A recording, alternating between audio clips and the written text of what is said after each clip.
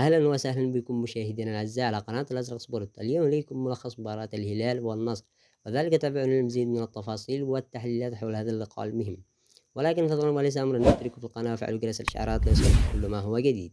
في ليلة رياضية حافلة بالإثارة والتشويق، التقى الهلال والنصر في نهائي كأس السوبر السعودي على أرضية ملعب مليئة بالحماس والمشجعين.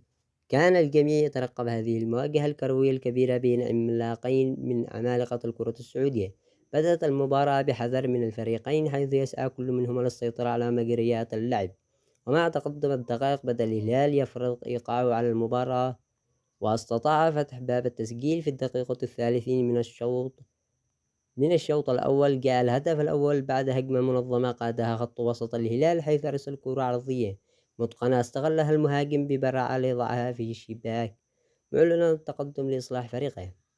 بعد الهدف حاول النصر العودة في المباراة وضغط على الدفاعات الهلال بشكل مكثف، ولكن دون جدوى، حيث تميز دفاع الهلال بالتماسك والقوة. وفي نهاية الشوط الأول كاد الهلال أن يضاعف النتيجة، لكن حرس المرمى النصر تألق في التصدي لمحاولتين خطيرتين.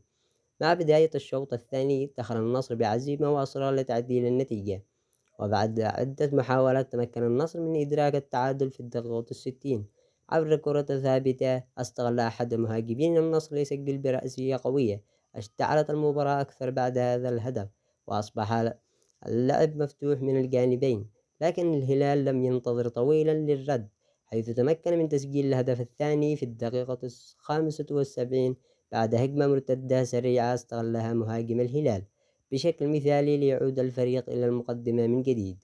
في الدقيقة الأخيرة من المباراة حاول النصر بكل ما أوتي من قوة إدراك التعادل، لكن دفاع الهلال وحارس المرمى كانوا في الموعد، وتمكنوا من الحفاظ على التقدم حتى أطلق الحكم الصافرة النهاية.